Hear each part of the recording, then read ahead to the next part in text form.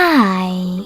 In front of me is iPhone 15 Pro Max, and today I would like to show you how you can minimize your device's display.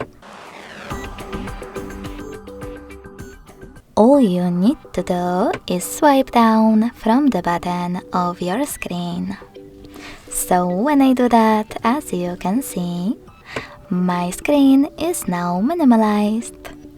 If you wish to go back to the standard size, wait couple of seconds without touching your screen.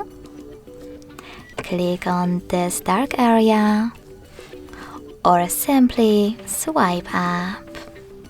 You can also access any of your apps and do exactly the same.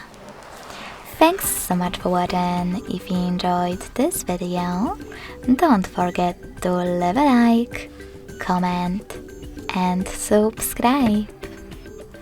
Bye!